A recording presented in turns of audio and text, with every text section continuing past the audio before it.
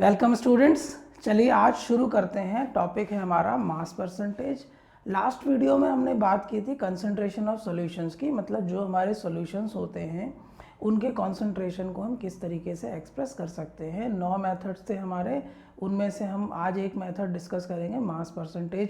ये एक quantitative method है, क्वालिटेटिव मेथड नहीं है। जब भी आप क्वालिटेटिव मेथड की बात करेंगे तो हमारा कंसंट्रेटेड सोल्यूशन या डाइल्यूट सोल्यूशन हम इन जनरल उसको कहते हैं, लेकिन वहाँ पर कोई भी फार्मूला यूज़ नहीं होता है, कोई भी फैक्ट फिगर यूज़ नहीं होता है।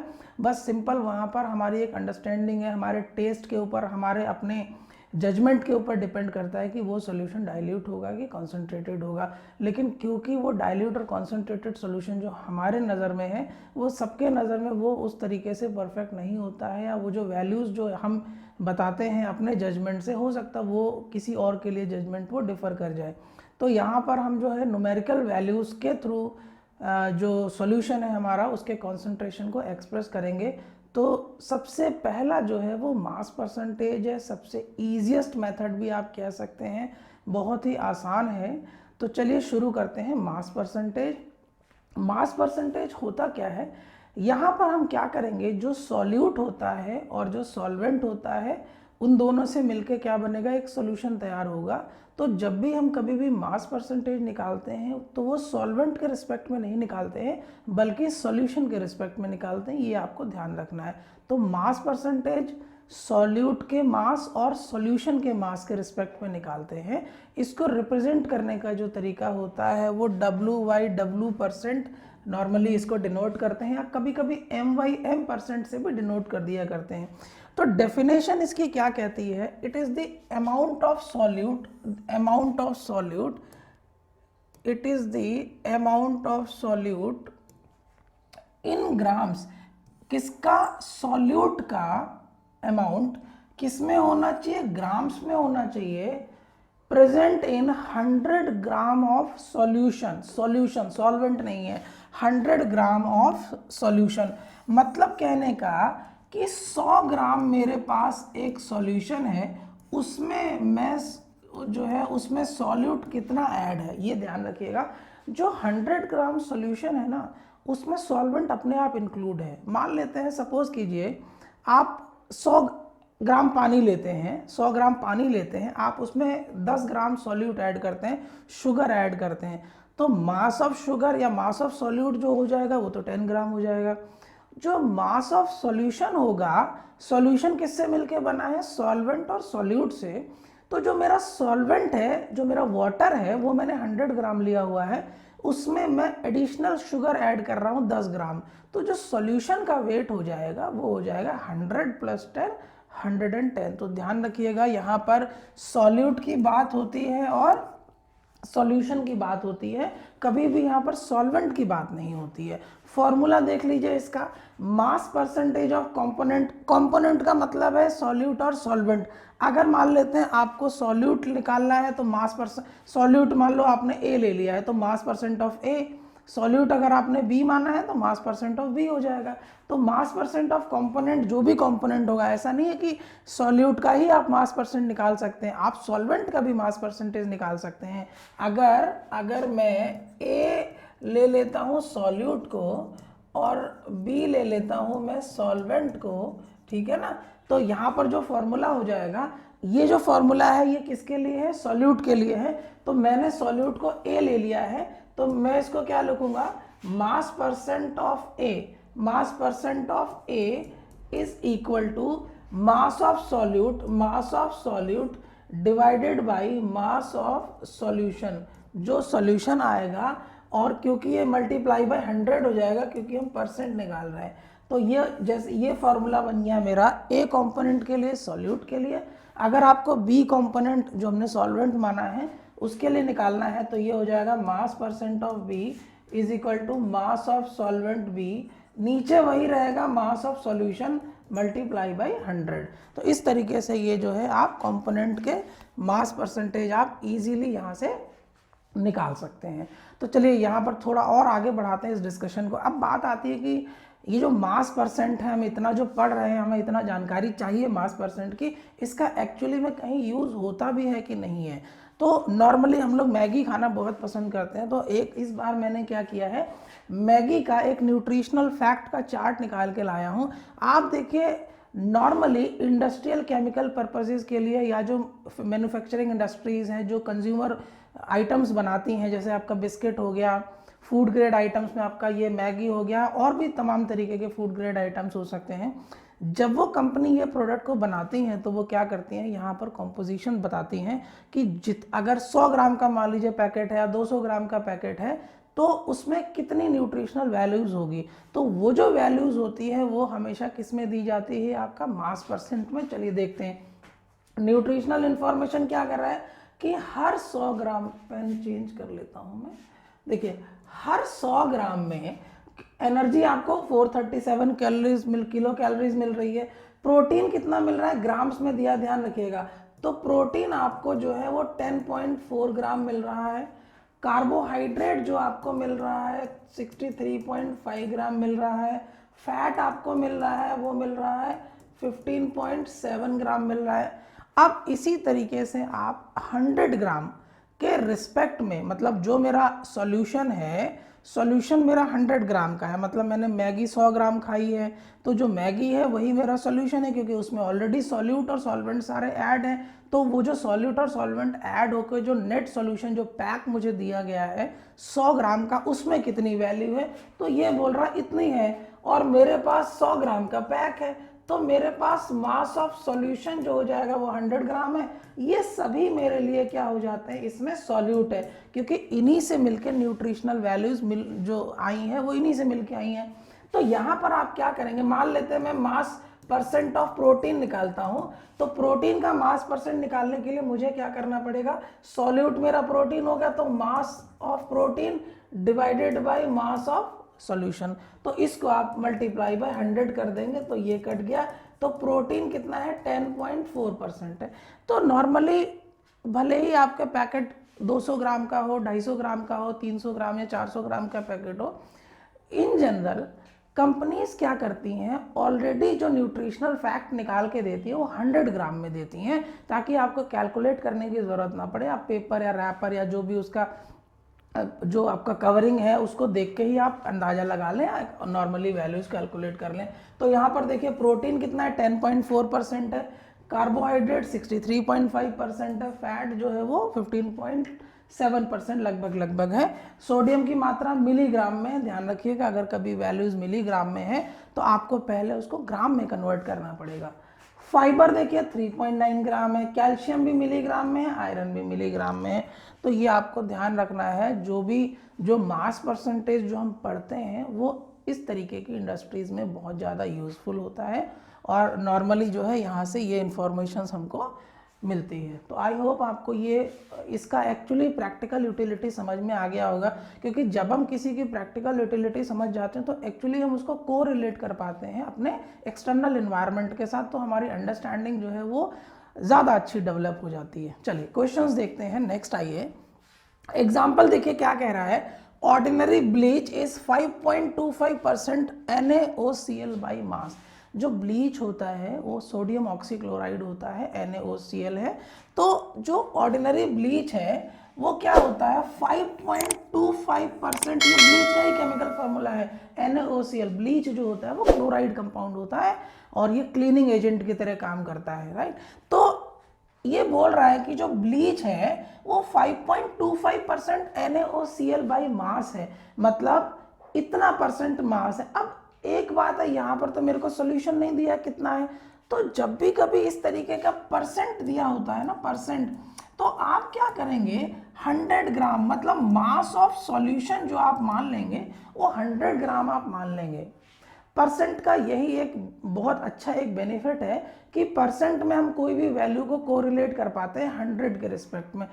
अब 100 ग्राम में 5.02 है, तो 200 ग्राम में तो डबल कर दीजिए, 300 ग्राम में आप 3 टाइम से मल्टीप्लाई कर दीजिए। तो ordinary bleach is 5.2% NaOCl by mass. इससे मुझे क्या समझ में आता है, इससे मुझे ये समझ में आता है कि हर 100 ग्राम में जो ब्लीच होगा मतलब NaOCl होगा, वो जो होगा मेरा 5.025। आप फॉर्मूला देखिए, फॉर्मूला मेरे पास क्या है, मास परसेंट का जो फॉर्मूला आता है वो क्या होता है, मास of solute divided by mass of solution और मल्टीप्लाई बाय 100। आप ऐसे देखिए, आप सॉल्यूट 5.25% कब आया होगा, देखिए 5.2, अच्छा 25 है, 5.25, चलो मैं यहाँ लिख देता हूँ, 5.25 है और डिवाइड कर रहा हूँ मैं 100, क्योंकि मैंने 100 ग्राम सॉल्यूशन माना है परसेंट के अकॉर्डिंग, और मल्टीप्लाई बाय मैं 100 से कर दूंगा तो ये इससे कट जाएगा, तो आपको मिल जाएगा 5.25। आप इसको पीछे जाके देखेंगे तो इसी तरीके से कैलकुलेशंस आती हैं। तो कहने का मतलब है, अगर कभी भी इस तरीके के स्टेटमेंट दिए हो तो आप सीधा, आप उसमें कहीं भी सॉल्यूशन के लिए आपको परेशान होने की ज़रूरत नहीं है। आपको सीधा सीधा आपको यहाँ से ये समझ जाना है कि हर 100 ग्राम में जो सॉल्यूट है, जो मेरा ब्लीच है, वो NaOCl जो है वो 5.025 ग्राम है हर 100 ग्राम में। परसेंटेज के अकॉर्डिंग तो फिर वो उतना ही परसेंटेज निकल आएगा। सो आई होप आपको ये क्लियर हो गया होगा। It means that each 100 gram of bleach will contain 5.2 gram of NaOCl, ठीक। तो इतना ग्राम इसमें इस तरीके का कंपाउंड होता है। चलिए नेक्स्ट आते हैं दूसरे क्वेश्चंस पर। What do you mean by 35% weight by wait? इसको पढ़ने का तरीका क्या है, वेट बाई वेट। देखिए हमने बोला है मास परसेंट, लेकिन इधर तो हम वेट यूज कर रहे हैं, तो वेट और मास हालांकि अलग अलग हैं। अगर आप फिजिक्स में जाएंगे तो वेट और मास दोनों डिफरेंट हैं। मास एक यूनिवर्सल कांस्टेंट है, वो कभी चेंज नहीं होगा, लेकिन वेट चेंज होगा क्योंकि उसकी वैल्यू जो है वो स्मॉल g पर डिपेंड करती है। लेकिन यहाँ पर हम इसको जो है आपस में टर्म को यूज़ कर लिया करते हैं। तो चाहे कोई मास परसेंट कहीं एग्जाम में या क्वेश्चंस में लिखा हुआ मिले या कहीं पर वेट परसेंट लिखा हुआ मिले, तो उसमें ऐसा कुछ टेंशन लेने की ज़रूरत नहीं है। तो वो हमें पता है कि मास परसेंट और वेट परसेंट ये कहना यही चाह रहा है, ठीक। तो इसका क्या मतलब होगा, अब देखिए लास्ट क्वेश्चन में हमने क्या बोला कि परसेंट अगर होगा तो आप क्या करेंगे, जो सॉल्यूशन है उसको आप 100 ग्राम मान लेंगे। तो ठीक है जी, मान लिया। तो हर 100 ग्राम सॉल्यूशन में 35 ग्राम सॉल्यूट होगा। जो मेरा ग्लूकोज है वो 35 ग्राम होगा, मतलब 35 ग्राम मेरा ग्लूकोज होगा किसमें, हर 100 ग्राम सॉल्यूशन में। ये इसका मतलब है, यहाँ से मुझे ये चीज़ समझ में आती है। 35 gram of glucose in 100 gram of solution. तो यहाँ से जो मुझे वैल्यूज मिलती है, तो वेट ऑफ ग्लूकोज मेरे को कितना मिला, यहाँ से 35 ग्राम मिल गया है। और वेट ऑफ सॉल्यूशन कितना है, ये सॉल्यूशन का मैंने, क्योंकि परसेंट है तो जहाँ पर परसेंट आएगा तो आप उसको जो सॉल्यूशन होगा उसके वेट को या मास को 100 ग्राम आप मान लेंगे। अब आपको मान लीजिए सॉल्वेंट निकालना है, तो टोटल सॉल्यूशन का जो वेट आया वो 100 ग्राम है, 35 ग्राम ग्लूकोज है उसमें से, तो 100 में से 35 को माइनस कर दीजिए, बचा हुआ आपको सॉल्वेंट मिल जाएगा। तो इस तरीके से आप निकाल सकते हैं आराम से। तो weight of solvent is equal to weight of solution minus weight of solute.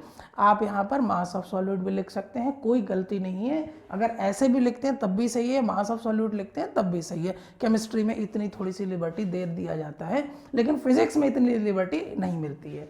तो आई होप आपको ये क्लियर हो गया होगा। तो यहाँ पर हमारे पास 65 ग्राम जो है हमारा वो सॉल्वेंट है। ऑब्वियसली इसको वाटर में जो है डिसॉल्व करके बनाया गया। अच्छा, एक और बात है जो यहाँ पर आती है, जैसे यहाँ पर क्या बोला है, what do you mean by 35% weight by wait glucose solution.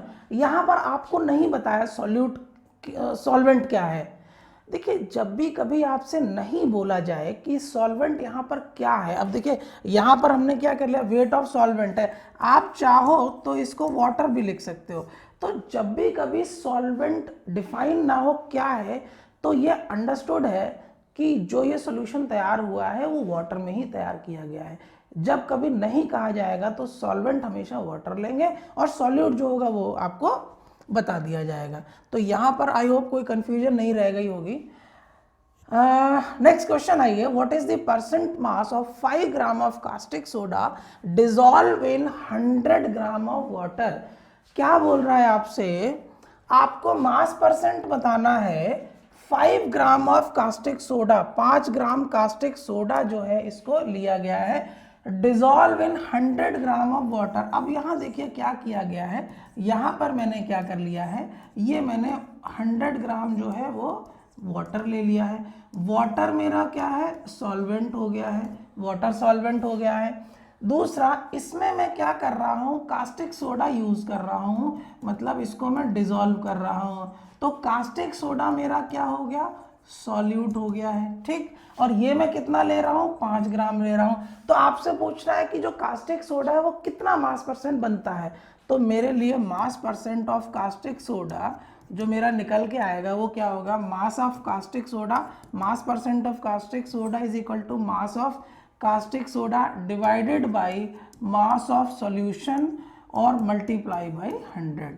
Mass of caustic soda कितना है, 5 ग्राम है। अब सॉल्यूशन का वेट कितना है, देखिए जो वाटर है वो हमने 100 ग्राम लिया है, तो वाटर अभी जो है वो सॉल्वेंट की तरह बिहेव कर रहा है, तो जो ये हो जाएगा 100 सॉल्वेंट। सॉल्यूशन का जो मास निकलेगा वो कैसे निकलेगा, मास ऑफ सॉल्यूशन क्या होगा, मास ऑफ जो सॉल्यूशन होगा ये सॉल्वेंट का मास आप ऐड करेंगे प्लस आप क्या करेंगे, सॉल्यूट का मास ऐड करेंगे, मास ऑफ सॉल्वेंट और मास ऑफ सॉल्यूट।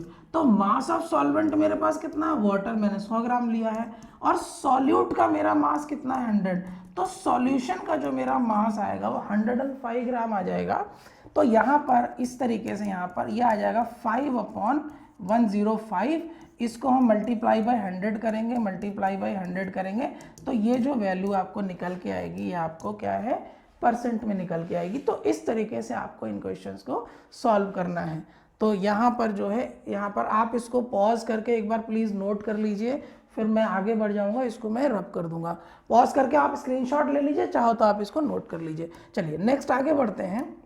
तो आंसर इसका क्या है, 5/105 देख लिया हमने कैसे आया है, मल्टीप्लाई कर लिया हमने किसके साथ, 100 के साथ, तो आपका 0.4761 ये आपका आ गया 4.76% आता है। तो इस तरीके से मास परसेंट की वैल्यूज कैलकुलेट होती हैं। चलिए एक और क्वेश्चन देखते हैं, अच्छा क्वेश्चन है जो ये एनसीईआरटी का क्वेश्चन है। Calculate the mass percentage of benzene, benzene का मास परसेंटेज आपको कैलकुलेट करना है, एंड कार्बन टेट्राक्लोराइड दोनों का, बेंजीन का भी मास परसेंट कैलकुलेट करना है, कार्बन टेट्राक्लोराइड CCl4 का भी मास परसेंट कैलकुलेट करना है। इफ 22 ग्राम ऑफ बेंजीन, तो देखिए मेरे पास जो बेंजीन है वो कितना बोल रहा है, 22 ग्राम, ठीक है, dissolve in 122 gram of carbon tetrachloride, और कार्बन टेट्राक्लोराइड जो है CCl4 जो है वो मेरा 122 ग्राम है। तो ये वाला जो मेरा है जो बेंजीन है ये क्या है, सॉल्यूट है, और ये मेरा जो कार्बन टेट्राक्लोराइड है ये मेरा सॉल्वेंट हो गया है, ठीक। अब मास ऑफ सॉल्यूशन अगर आप निकालेंगे तो मास ऑफ सॉल्यूशन कितना होगा, mass of solute plus mass of solvent, तो ये आपका 22 प्लस 122 कर देंगे तो 144 ग्राम। तो सॉल्यूशन का वेट जो है इतना आ जाएगा 144 ग्राम।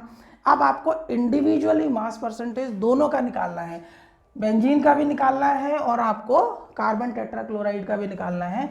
तो मास परसेंटेज ऑफ बेंजीन जो निकल के आएगा ये क्या होगा, it will be equal to mass of benzene, जो बेंजीन का मास ले रहे हैं, डिवाइड करेंगे किसके साथ, मास ऑफ सॉल्यूशन। सॉल्यूशन में बेंजीन का भी, बेंजीन से मिलकर सॉल्यूशन बना है और कार्बन टेट्राक्लोराइड से मिलकर बना है, तो ये हो जाएगा मास ऑफ सॉल्यूशन और मल्टीप्लाई बाय 100। तो ये मेरा हो जाएगा, बेंजीन हमारा हो गया 22 और सॉल्यूशन हो गया 144 मल्टीप्लाई बाय 100।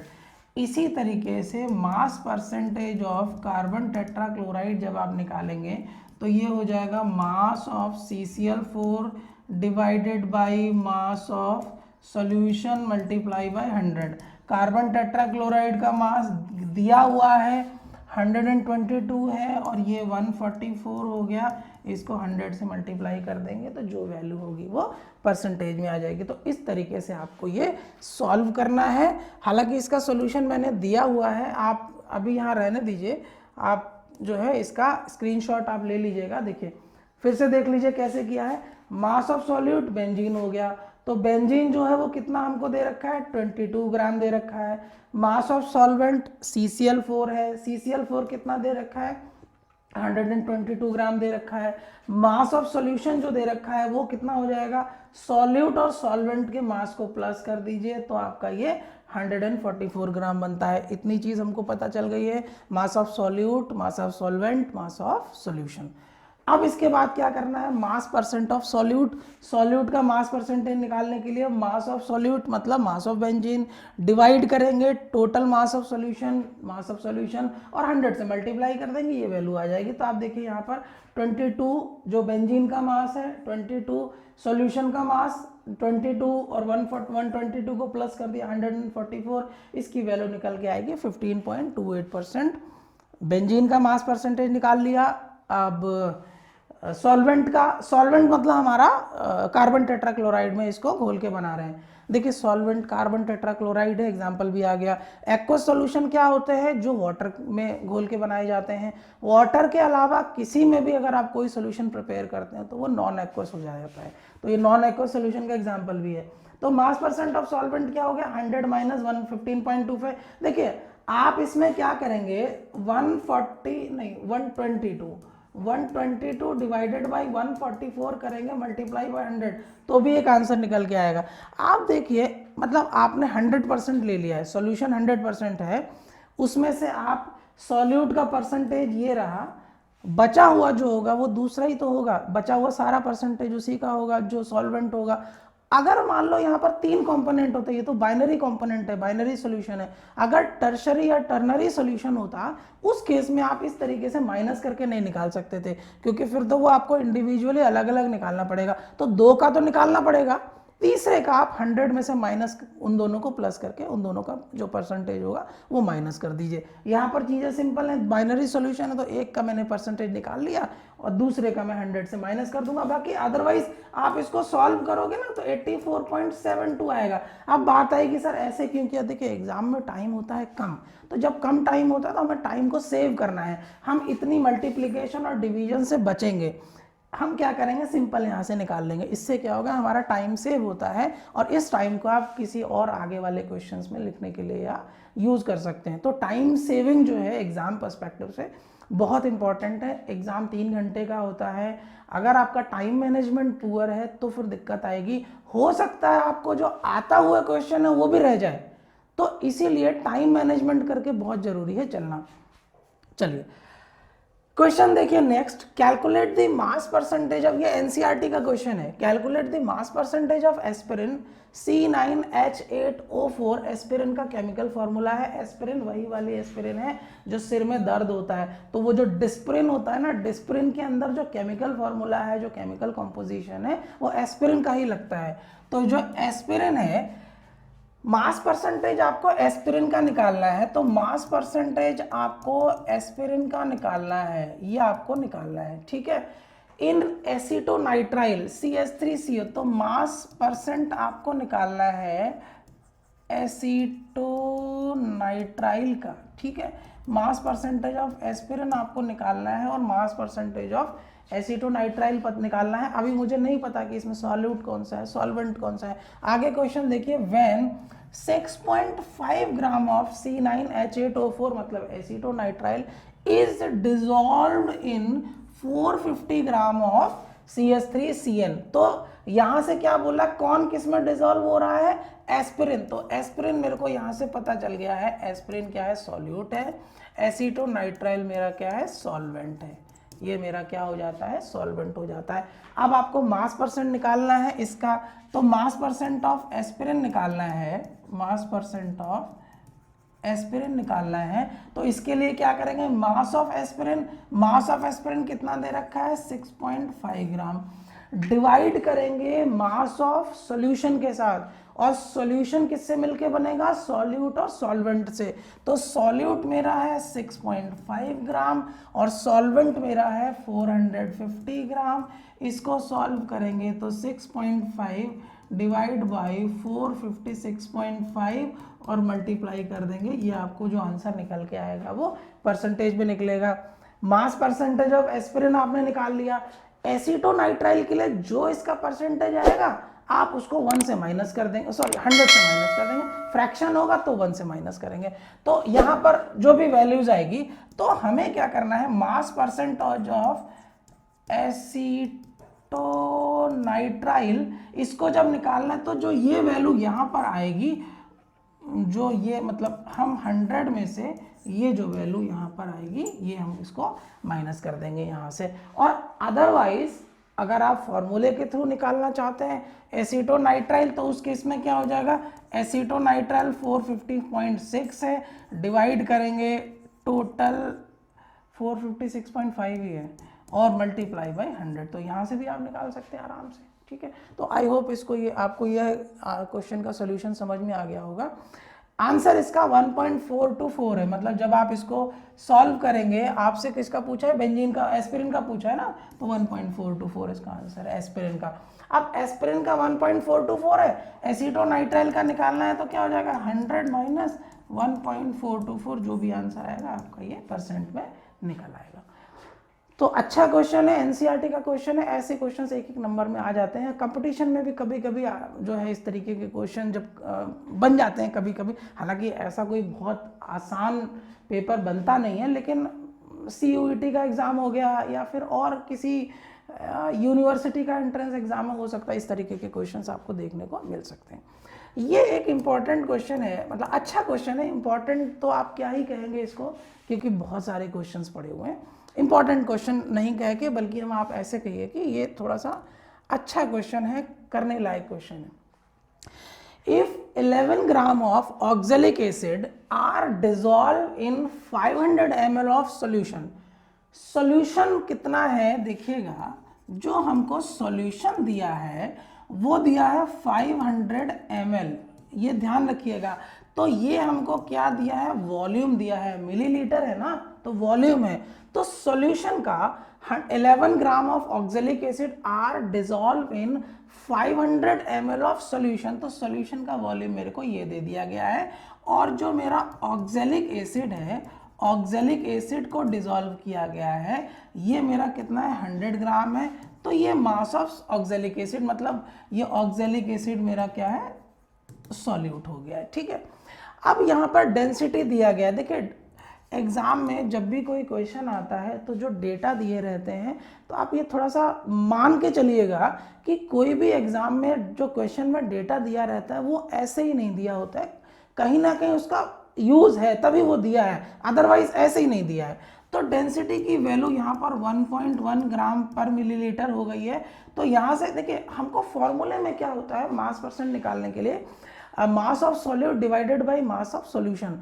तो यहाँ पर मास ऑफ सॉल्यूट तो है मेरे पास, अगर मैं मास परसेंट ऑफ ऑक्जेलिक एसिड निकालता हूँ तो मेरे को फॉर्मूला जो है वो क्या बन के आता है, mass of oxalic acid divided by mass of solution, और मल्टीप्लाई करता हूँ मैं 100 के साथ। और मास ऑफ ऑक्जेलिक एसिड 11 ग्राम दे रखा है, लेकिन मास ऑफ सॉल्यूशन तो मेरे पास है ही नहीं। तो मास ऑफ सॉल्यूशन आपको निकालने के लिए फॉर्मूला होता है density is equal to mass upon volume.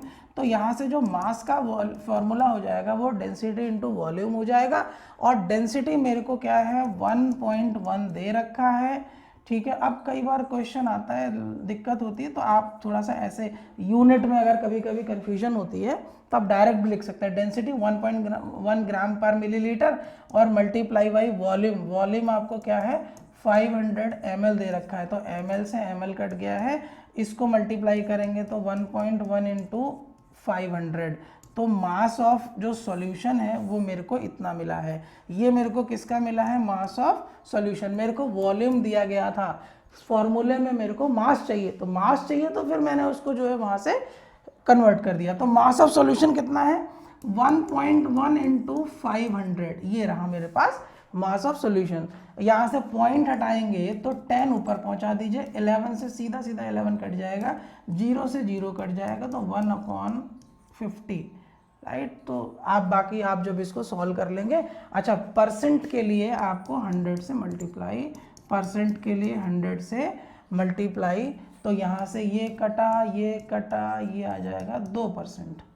तो मास परसेंट ऑफ ऑक्जेलिक एसिड कितना है 2% है। ठीक है, स्क्रीनशॉट ले लीजिए, नोट कर लीजिए। देखिए जब भी आप न्यूमेरिकल वगैरह करें या लेक्चर जब भी अटेंड करें, देखिए मेरे लेक्चर में आप इन जनरल बहुत ज़्यादा, देखिए फालतू मैं उतना पसंद नहीं करता हूँ, क्योंकि फिर वीडियो की लेंथ बहुत लंबी हो जाएगी, 30 मिनट का हो जाएगा। हम जितना काम करते हैं उतना कंटेंट पे काम करते हैं, इधर उधर की बातें करने का कोई एज सच, क्योंकि देखिए आपका भी टाइम कीमती है, मेरा भी टाइम कीमती है, तो मैं ना उस तरफ जाना चाहता हूँ कि हम अपने वीडियो की लेंथ अननेसेसरी बढ़ाएं और फिर हम उसको जो है एक्सटेंड करें, उसका मेरे को कोई यूटिलिटी नहीं मिलती है। हाँ, छोटे टाइम तक आप इस तरीके से प्रॉपर कर सकते हैं, लेकिन अदरवाइज आप लॉन्ग टर्म पर इस तरीके से आप प्ले नहीं कर सकते हैं। चलिए नेक्स्ट आते हैं। यहाँ पर मैं इसको मिटा रहा हूँ, आप चाहें तो इसका स्क्रीनशॉट ले लीजिए, एक बार मैं छोड़ देता हूँ, स्क्रीनशॉट ले लीजिए फटाफट। Answer is your 2%। तो आई होप ये वीडियो आपको पसंद आया होगा। आई थिंक यही लास्ट क्वेश्चन है। हाँ जी, ठीक है, थैंक यू वेरी मच। और अगला वीडियो जो है हम किसी और कंसंट्रेशन टर्म्स पर लेके आएंगे। Till then thank you very much.